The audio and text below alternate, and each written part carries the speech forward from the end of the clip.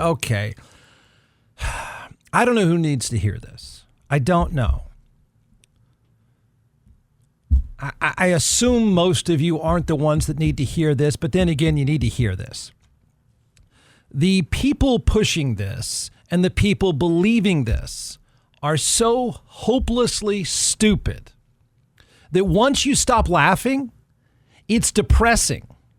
That's the feeling I have. I don't know about you, but I'm going to push this on to you to see if you go from laughing to being depressed. Go ahead and tell me I'm wrong. I have kids in school, plenty of them. Many of you do, or you have grandkids in public school. Don't you think you'd know this? Don't you think you'd know it? Even if you say I'm not even that much of a hands-on parent or grandparent, okay, don't you think you would know this if it were true? We've reached our most embarrassing moment as voters in Texas, I think. Feel free to argue, really. But I think this is our most ridiculous boogeyman creation, and we have a lot. It's a pretty regular occurrence, these fake boogeymen. There are boogeyman moments your political heroes in Texas spent a lot of their energy on because, and this is the most disturbing part of everything, but your political heroes in the state of Texas, hear me out, okay? This one's on all of us. We all have to have some skin in the game on this. But your political heroes in the state of Texas put a lot of energy, a lot of your money. But the disturbing part is it obviously works. It must. Your political heroes aren't that stupid. They are diabolical political creatures that will do anything, run over anybody to get reelected. So obviously, I do believe this part of this entire insane story. I do believe they will do anything and tell you anything that works. You vote. Okay?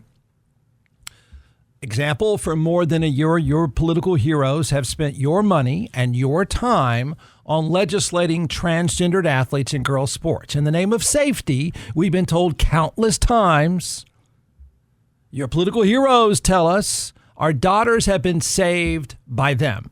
These righteous politicians have kept our daughters and granddaughters safe. And they've offered zero examples and provided not one instance of our daughters or granddaughters having been injured by a transgendered athlete. Plenty of our kids, you should know, are concussed on a high school football field every single week, but we've not had one example of a transgendered athlete hurting our kids. Not one. But even if you're inclined to want to believe that, and a lot of you are, I know, trust me, I hear it. But, and there's a but, come on. Who are you? Seriously, who are you? This latest legislation, I think, is easily the most embarrassing bill that I can think of. And I've been sitting behind a microphone listening to pandering, idiotic legislation for decades. I think this is the most embarrassing. And I'm going to say embarrassing because, yeah, it's pretty funny and entertaining up until the point you realize, oh, no, it works. There is no level of stupidity that can top this, I don't think. Really. It is shockingly pathetic, even by our own, I think, pretty low standards. And I'm afraid to ask, but there is no choice. So I'm just going to do it. Who believes this? Who are you? Where do you live? Do you have internet access? Are you employed? I'm going to say it again. Seriously, who are you? Or do we not even want to know? Maybe it's better just not to know. Alarming and comical are the words that come to mind. We all know we do. We all know we even fall into it ourselves at times. I get it. We all know a nutcase who believes practically every urban legend, or a lot of them. And then we can laugh it off, right? We can laugh it off, our crazy friends or relatives, that kind of thing. We know, we all get it. But you can't laugh this off because this is real legislation offered by a real lawmaker, voted into office by real voters, and backed up by the real governor of Texas. Meet House Bill 4814. A new bill has been proposed to prevent the alleged non-human behavior at Texas schools and has the governor's backing. HB number 4814, otherwise known as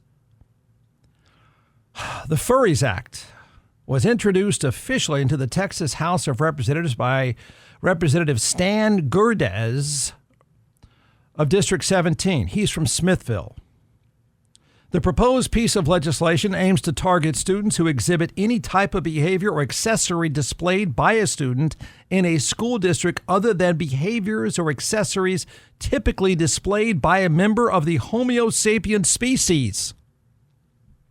This includes tails, fur, animal-like ears, barking, meowing, hissing, or other animal noises not indicative of human speech.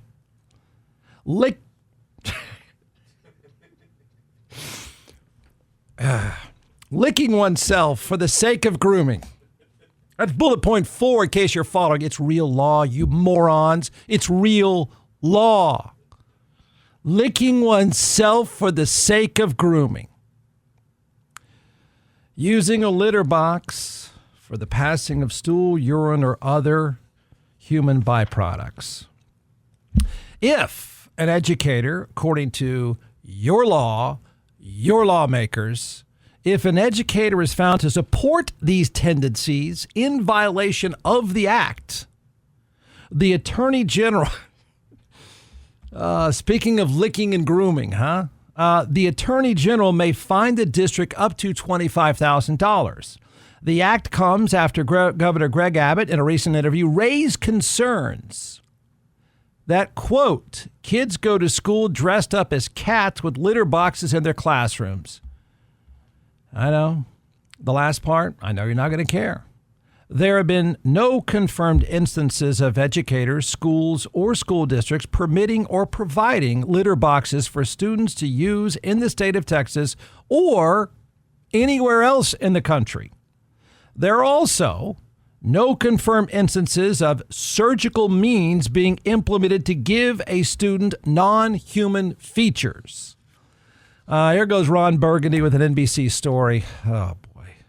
This whole furry thing. The first sign of the rumor in the U.S. appears to have been at this Michigan school board meeting last December.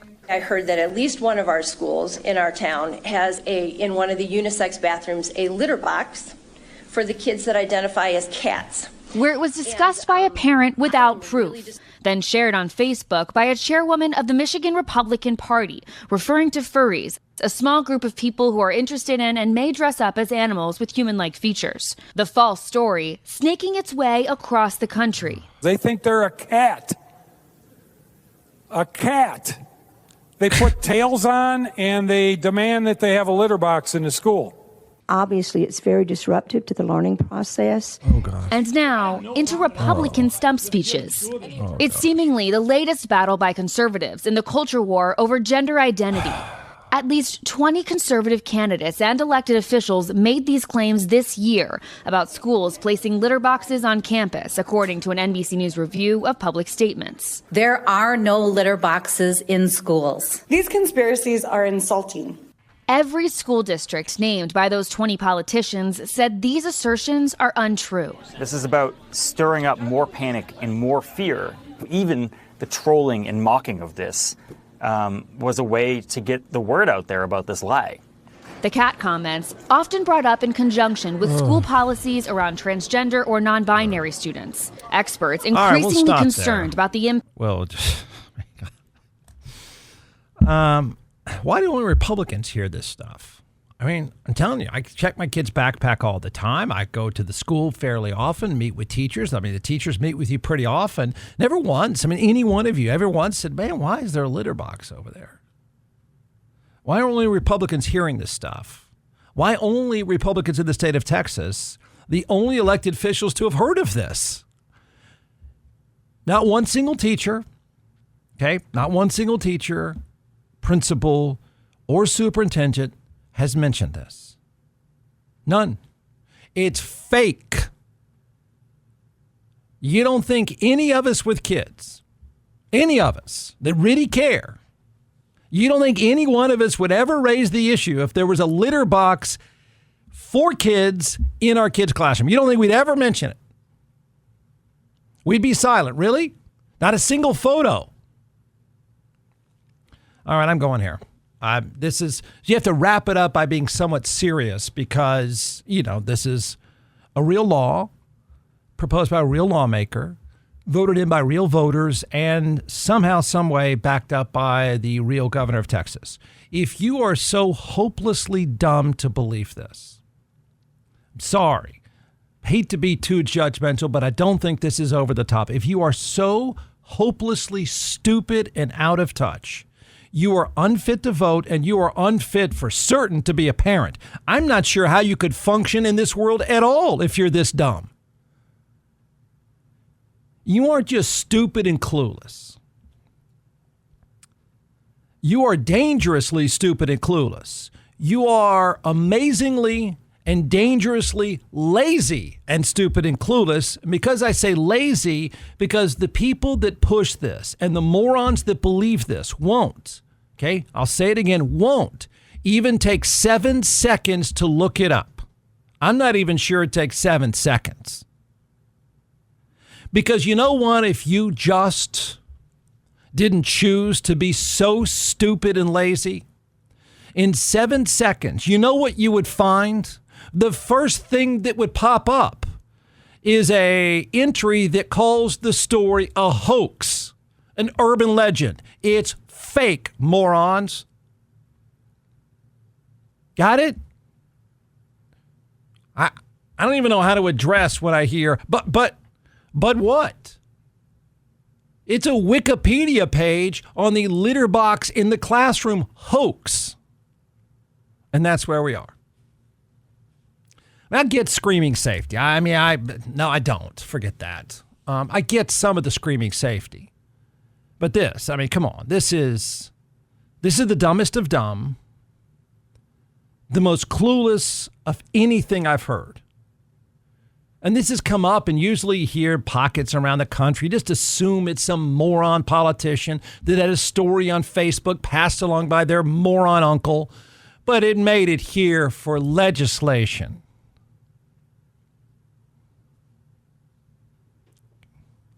Jeff, did you say so hopelessly dumb you're unfit to vote and be a parent? Yeah, I think that's the least of the issues. I mean it. I don't know how you can function. If you fall for this stuff, I don't know how you could function. Really. I don't know how you could have a job.